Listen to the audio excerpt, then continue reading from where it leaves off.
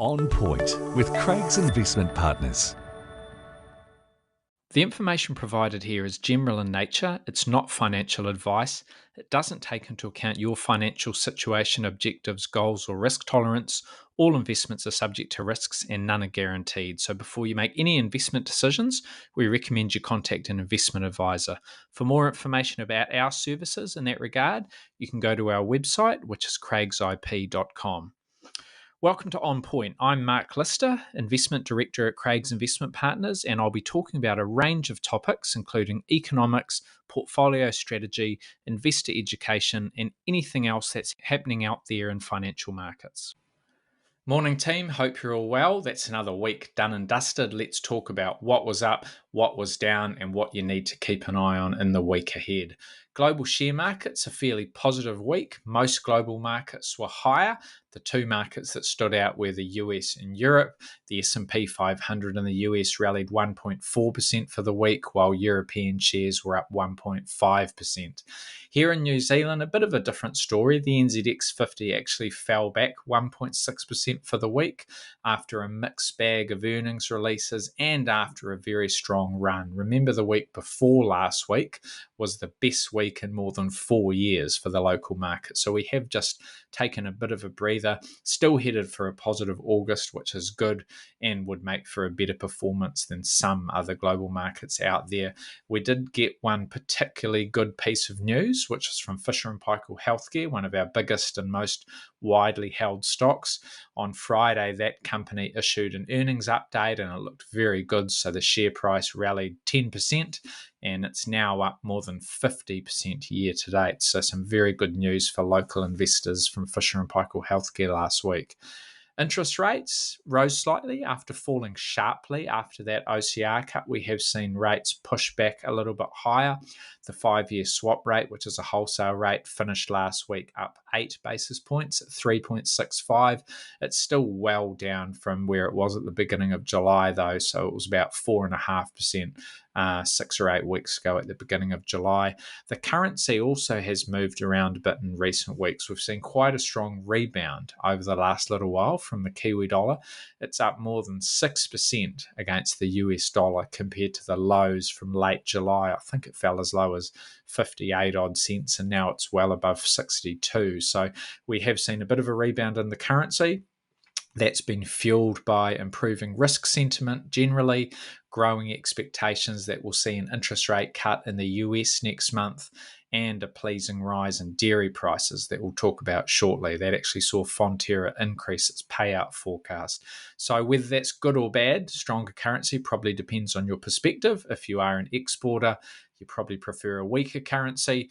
If you're an investor with lots of international holdings and overseas shares, then a rising currency can erode your returns a little bit. It can be a bit of a handbrake on your returns. But if you're a consumer, stronger currency is a good thing because it improves your buying power, and a stronger currency will be helping ensure that inflation stays in check locally, which is something we all want because that means we will see further interest rate cuts. So that's how the week played out with some of those key markets. Turning to the key releases and the key events. And for me, the biggest global event or global releases on the economic front, at least, were the flash PMIs for August. And these are essentially activity indicators. We get them in a very timely manner, so they do give us a good pulse check on the global economy. And for all the major regions that released PMIs, we saw a good expansion. And the pace of activity was improving in most places, just about everywhere, actually.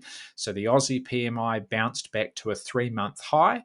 After a bit of weakness, the UK measure, which has been quite strong, rose even further. That's at a 4-month high. Europe posted its best reading since May, and the Japanese PMI actually rose to its highest level in 15 months. So good news across the board from that perspective. The US PMI was the one that fell. However, it's still easily in expansionary territory. It's sitting at 54.1, and 50 is your break-even point, so it's well above 50. That's actually a stronger number than all of those other regions, but it did just come off the boil a little bit.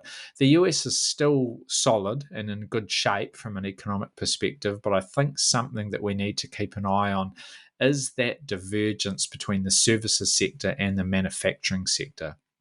Because the US, or growth in the US, I should say, is becoming increasingly dependent on the services sector, whereas manufacturing, which does tend to be quite a useful leading indicator for the economic cycle, slumped to a 14-month low, the manufacturing part of that PMI release. So generally good, but a couple of things we need to keep an eye on. Here in New Zealand, it was quite a busy week, and we had a couple of key releases that are worth talking about. The first was on the dairy front. Dairy prices posted a big gain, and that led Fonterra to bump up its payout forecast, which is great news for the agricultural sector. So the latest dairy auction saw the Global Dairy Trade Index, the GDT index, rise 5.5%. That's the third increase in a row, and it's actually the strongest gain we've seen in more than 3 years. You've got to go back to March 2021 to find a stronger result than that. Strong gains across the board, whole milk powder in particular, very strong. You saw prices surge 7.2% for whole milk powder, and that's an important commodity amongst all the dairy commodities. So that sees the GDT index up 11.8% this year, and in the wake of that positive momentum, Fonterra, a day or two after this result came out, Fonterra upgraded its payout forecast for the current season, the 2024-2025 season. So they do a range, but the midpoint of that range before was $8, and they've bumped it up to $8.50. So increased it by 50 cents, which is very healthy, and that would make for the second highest payout of all time. The only time that we've seen a payout higher than $8.50, if it does end up at that level, the only time we've seen a higher one was in the 2021-2022 season, when we saw that record $9.30 payout. So very good news for the agricultural sector last week. We also got a fresh look at the housing market last week with the release of the July housing report from the Real Estate Institute. Good news and bad news. Activity improved, a bit more happening out there, but prices continued to drift lower, at least at a national level. So nationwide sales volumes in July were up about 15% from the previous month. That's good. That's a nice lift. And those July sales volumes were about 20% higher than the same month a year ago. However, the days to sell actually increased slightly. It's sitting at 49 now, so houses are sitting on the market for a little bit longer than normal, which is a sign of a sluggish market. And we did see prices come back a little bit. At a national level, house prices were down 0.3% in July, so not a big move down, but still the fifth month in a row that they've fallen. And prices are down about 2.3% so far in 2024. They're above last year's trough, above the May 2023 lows, but they have been drifting lower for the last 7, 8, 9 months overall. So it's definitely a challenged housing market in some parts of the country. I'm getting some really interesting feedback. There are places where things are strong and strengthening, and you're seeing a bit of optimism come through, and there are other parts of the country or other regions and price brackets where we're just not seeing that yet. So still very mixed out there in terms of how the housing market is performing. Looking to the week ahead, and we'll start globally, then we'll come into what's happening on the local front. Globally, inflation will be very much in the spotlight this week. We'll get the PCE inflation report in the US. We'll get flash CPI releases across Europe. We'll get the Tokyo CPI report in Japan, and across the Tasman, we'll see the monthly inflation indicator as well in Australia. But that PCE inflation report in the US will be the highlight. PCE stands for Personal Consumption Expenditures. This will be for the month of July. It will be out on Friday in the US, so we'll get it on Saturday, New Zealand time. This is important because it's the Federal Reserve's preferred inflation measure. And it's equally important this time around, or more important, I should say, because the Federal Reserve meets in mid-September. So this is the last PCE inflation report before that meeting. So it will be closely watched. Markets are expecting the headline and the core PCE to rise 0.2% for the month, and that would actually see the annual inflation rate at the headline level and the core level tick up a little bit, which is interesting because it's been coming down for a reasonably long period, and now we're expecting it to tick up just a little bit. Not dramatically, and not enough to give anyone any real worries. So headline PCE expected to rise from 2.5% to 2.6%, core PCE from 2.6 to 2.7. So look, there's not a lot in it, and you're still in the twos, but that would still be the first increase in core PCE inflation for 18 months. So just keep an eye on it. Just in case it does come in stronger or weaker than expected, it could change market expectations for what the Fed will do next month. At the moment, and this meeting I think is on the 18th of September, so it's 3 or 4 weeks away. At the moment, markets see a 0.25% rate cut as a done deal. It's fully priced, and there's a small chance of a larger move, of a 50 basis point cut. Call it 25% chance. I think 25 is what the Fed would like to do. I don't think they'll be wanting to push through a bigger 0.5% cut. That would just make people feel like there's something they need to worry about. I think they would rather go small and consistent and steady. So, we'll see. But that inflation report in the US will be the one that is closely watched. Here in New Zealand, I think the highlight will be the latest business confidence figures. We will get those at 1 o'clock p.m. on Thursday. This is the ANZ Business Outlook that I'm talking about that comes out every month. So this will be the August edition. In July, we actually saw a nice bounce in headline confidence. After falling for 5 months in a row, it increased, which was good news. And we've seen the own activity measure, which is a useful leading indicator for where economic growth is going. It's better than that headline measure as a leading indicator.